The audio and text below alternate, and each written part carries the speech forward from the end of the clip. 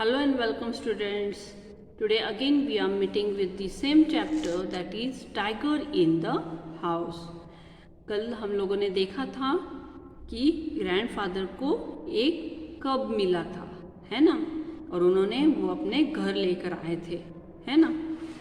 उसका नाम क्या था? Yes, Timothy. ओके, उसके बाद और क्या हुआ वो अब हम लोग देखेंगे, है ना। टिमोथी द टाइगर कब वॉज प्रोवाइडेड विथ 2 कंपेनियंस। मतलब टिमोथी कब जो है उसके साथ में और उसको साथ देने वाले उसके एज अ कंपेनियन उसके साथ में और भी 2 जन थे। कौन? टोटो द मंकी, है ना। मंकी का नाम क्या है? Toto. Who was bold enough to pull the young tiger by the tail and then climb up curtains if Timothy lost his temper, and a small Mongol puppy found on the road by grandfather. एक monkey था जिसका नाम टोटो था, बहुत ही naughty, बड़ा ही शैतान ऐसा monkey था। वो उसकी टेल खींचता था और जैसे ही अगर उसको लगा कि टिमोथी को गुस्सा आ रहा है तो वो तुरंत खुद को बचाव करने के लिए वो कर्टन्स के ऊपर चढ़ जाता था, है ना। एंड और एक दूसरा कौन था? यस, पपी, जो कि रोड साइड पर ग्रैंडफादर को मिला था। उसका नाम क्या है? Mongrel. At first Timothy appeared to be quite afraid of the puppy, but after a few days he allowed the puppy to crawl on his back and rest there. पहले Timothy उससे थोड़ा अलग रहता था। किससे? पपी से। इतना friendly नहीं होता था, लेकिन बाद में जैसे जैसे वक्त गुजरते गया वो पपी को अपने ऊपर खेलने के लिए अलाउड करने लगा। Once one of the Timothy's favorite amusement was to stag anyone who would play with him. अब टिमोथी की सबसे एंजॉयमेंट वाली जो वर्क था, जो चीज़ थी, वो क्या थी? किसी भी someone to follow moving slowly and quietly. इसका मीनिंग यहाँ पर दिया हुआ है, to follow someone. Okay, Timothy का सबसे एंजॉयमेंट हिस्सा क्या था कि वो क्या एंजॉय ज़्यादा करता था? जो उसके साथ में खेलता था वो उसके पीछे पीछे घूमना, धीरे धीरे चलना, उसको फॉलो करना, वो उसको अच्छा लगता था। And so when I came to live with grandfather I became one of the tiger's favourite. And so when I, अब यहाँ पर आई मतलब कौन? जो राइटर है, रस्किन बॉन्ड, है ना। जब मैं अपने ग्रैंडफादर के घर पे रहने आया तो वो मेरे टाइगर मेरा फेवरेट हो गया, या मैं फेवरेट का I became one of the tiger's favourite, मैं टाइगर का फेवरेट बन गया। His body crouching he would creep closer and closer to me. Crouching मतलब बेंड होकर वो मेरे नजदीक करीब करीब आने लगा। कौन? टाइगर। और वो ऐसे दिखाता था कि मतलब वो बहुत ही फ्रेंडली हो गया था, वो उसको बहुत पसंद करने लगा था, मतलब राइटर को बहुत फ्रेंडली होकर वो उससे पसंद करने लगा था। And creep closer and closer to me, suddenly making a dash for my feet, rolling over on his back and kicking with delight and pretending to bite my ankles.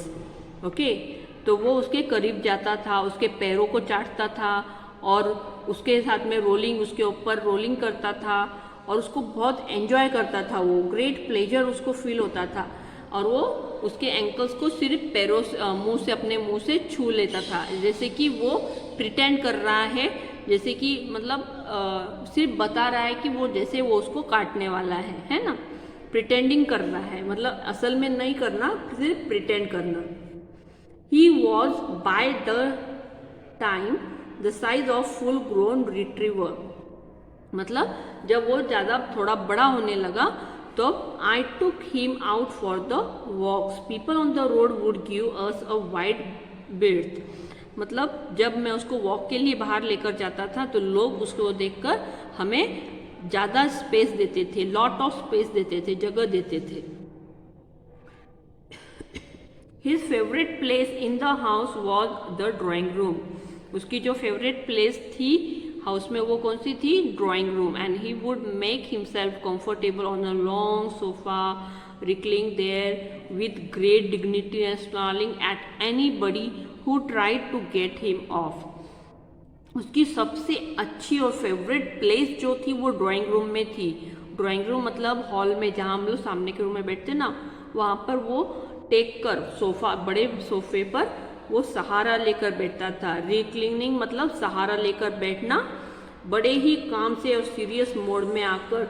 Starlink मतलब किसी की भी तरफ एक तरीका देखना, जिससे कि वो खुद को रिस्पेक्ट दे, उसको रिस्पेक्ट मिले, इस तरह से वो बड़े ही अदब से और बैठता था, है ना।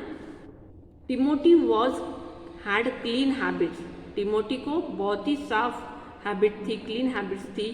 That would scrub his face with his paws exactly like a cat, जैसे कैट अपना फेस अपने पॉ से हमेशा साफ करते रहती है,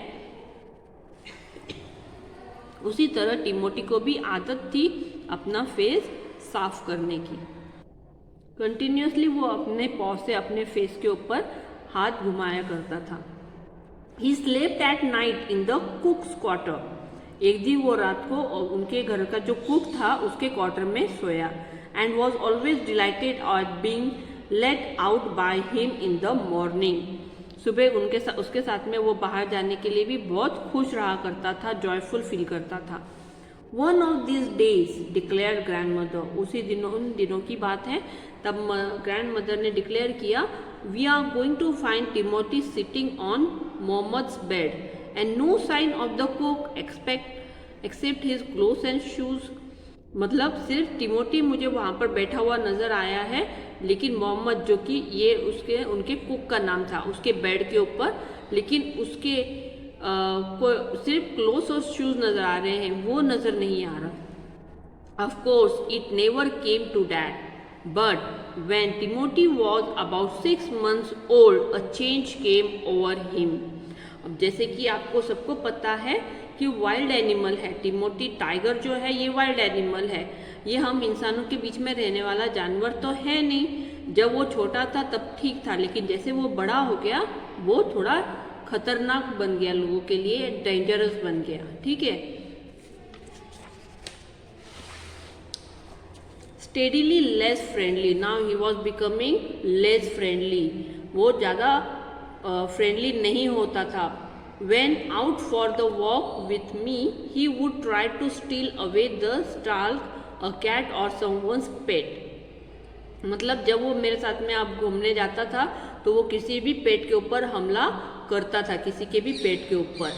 Timothy had to be chained up more often, अब वो बहुत ज़्यादा और बहुत जल्दी जल्दी उसके अंदर चेंजेस होने लगे। And finally when he began to stalk Mohammad about the house when with what looked like villainous intent, मतलब कोई एक क्रिमिनल बिहेवियर जैसे होते हैं ना, क्रिमिनल बिहेवियर, वैसे टिमोथी ने उसके ऊपर अटैक किया, किसके ऊपर, मोहम्मद के ऊपर घर में।